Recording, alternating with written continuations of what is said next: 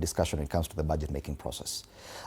Even the public participation, involvement, the level we had in 2024 of discourse around this process was way better. Kenyans appear least concerned about the process now, yet this is what affects us, even when it comes to fuel prices. Why is that? The disconnect between, I believe, the practical reality of what the outcome of any law is. Forget about a bill, finance bill, forget about that.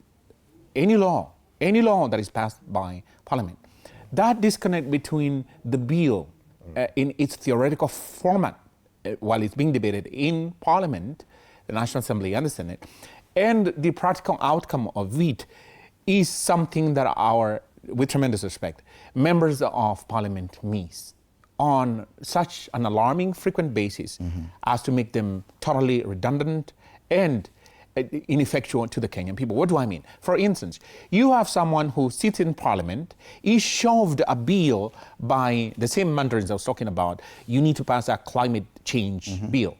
But that climate change bill, they do not see that it is tied up to another agenda. They tell you that you have to forfeit the use of fossil fuels. And tied to that, you have to forfeit and do not even touch coal. Yet, as we speak today, on the 21st of May 2026, China is using coal.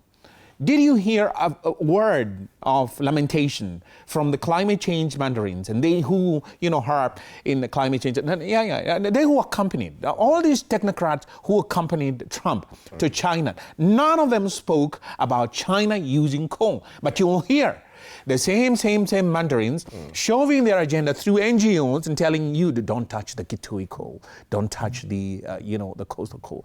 And they tell you because of climate change. So that member of Parliament who sits there passing that regulation does not see that his own country is locked up in a certain economic stratum that they can never extricate themselves out of. And now come this issue of spending, like you asked. How is it that the members of the National Assembly allow State House to shift its budget allocation from what they had asked for, 7 billion, billion, not million. I'm trying to, I'm stuttering, trying to, State House. You see, no, hold on. No, it's the lack of leadership, because members of the National Assembly ought to be people who see that in the future, this is likely to affect us this way. And the moment you increase that to 17 billion from your 7 billion, you're telling me that you have had to fetch somewhere, somehow, 10 billion, and yet in my daily practical, news readings, I see capitation has been reduced or is not available, and I hear teachers' salary are not being paid on time, and I hear disbursements to the county governments are not being. Let me finish this point. The leadership problem that we have stems from above. Because if you have this leader who is given to opulence and display of opulence and the flexing of political muscle by means of trying to bribe and buy that allegiance, then we have missed the point in leadership. Right. And we need to get back to Article 73 of the Constitution and say that if you show allegiance to the Kenyan people, not foreigners, you have no business advancing these foreign agendas through legislation. Yes. And this needs to be interrogated. Such kind of action that probably leads to this kind of lethargy among Kenyans. The fact that even if we take part in a public participation and say things and we agree that this is a budget and we're okay with that at some point through supplementary appropriations bills, you can change midway. And at the end of the day, all our public participation goes down the wind. Fred, two things quickly from me. One, I think Kenyans have not engaged properly on budget. What we always engage in is finance bill, the revenue measures, because not the expenditure. Because we fear that taxes will be raised and it will be punitive on us, which is okay, we need to engage. But we never properly engage on the budget-making processes, because even now, people are not talking about the budget. Even when Parliament talk about the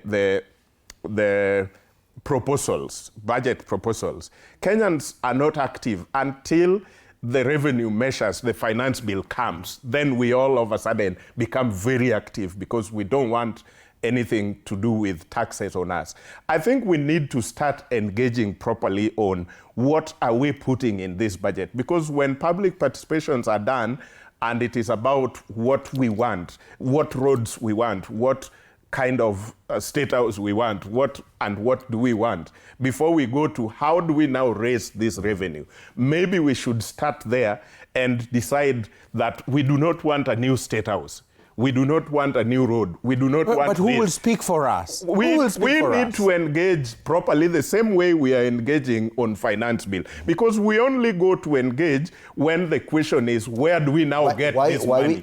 My question was, why are we not engaging at that level when it comes to budget estimates? Why are Kenyans reluctant to have that conversation? I think this is just my opinion, and I may be wrong.